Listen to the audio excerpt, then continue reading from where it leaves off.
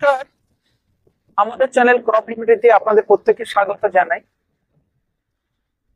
কৃষক বন্ধুরা অনেক পরিশ্রম করে, রোদ বৃষ্টি সহ্য করে আপনারা এই বোরো ধান ফলিয়েছেন, অনেক টাকা খরচ করে ফলিয়েছেন, পরিশ্রম করছেন।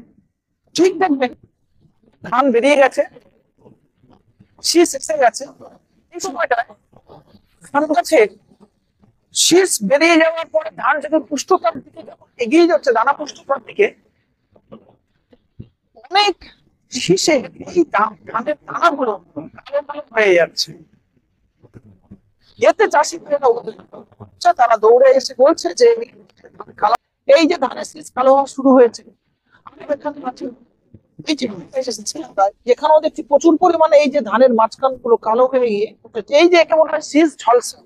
যে আপনারা দেখছেন ধানের শীষ ঝলসা, ধানের শীষটি কালো হয়ে যাচ্ছে, এইগুলো কিন্তু বেশি হলে আপনার ধানটি চিটা হয়ে যাবে বা আকড়া হয়ে যাবে, ধানটা ভালো হবে না, দানা পুষ্ট হবে না, আবার অনেক সময় ধানের চালটা কালো হয়ে যেতে পারে।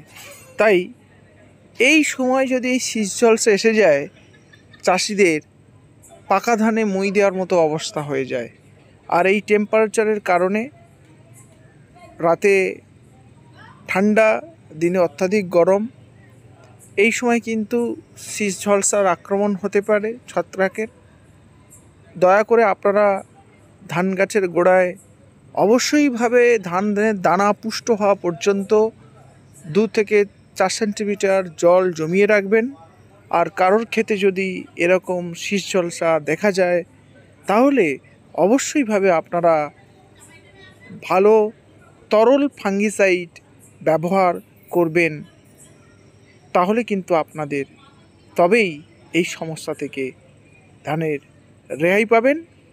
প্রথমত আপনার বলবো অ্যাজিক্সোস্ট্রবিন বা টেবিকোনাজল গ্রুপের যে কোনো একটি ফাঙ্গিসাইড, আপনারা কাসুগামাইসিন প্লাস কপার অক্সিক্লোরাইড আছে এই ধরনের যে ফাঙ্গিসাইড ব্যবহার করতে পারেন। এর বাজার চলতে যেসব নাম আমাদের ডেসক্রিপশন বক্সে লিখে দিচ্ছি, আপনারা সেগুলো মধ্যে যে কোনো একটি কিনতে পারেন। বাজারে নামে এরা পাওয়া যায়, আপনার পাওয়া যায়, আপনারা জানেন। সেইটা একটি প্রয়োগ করলে এই শীষ ঝলসাটা আপনার থামানো যাবে। কথা আমরা বারবার আপনাকে বলেছি, গরু চাষ করবেন 20-25 লাইন অন্তর এক হাত করে গ্যাপ বলেছি, কারণ এই যে সমস্যাগুলো দেখা যাচ্ছে ওই গ্যাপে ঢুকে আপনারা কিন্তু স্প্রে করলে তাহলে কি হয়, আপনাদের ধান গাছে খুব একটা আঘাত লাগে না, কিন্তু আপনাদের সুন্দরভাবে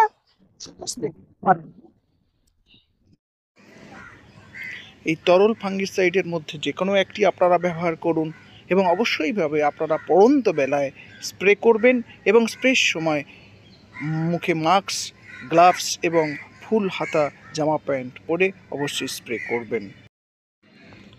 আর আমাদের এই পরামর্শ যদি আপনাদের ভালো লেগে থাকে তাহলে অবশ্যই আমাদের চ্যানেলটি সাবস্ক্রাইব করুন, মানুষের মধ্যে ছড়িয়ে দিন।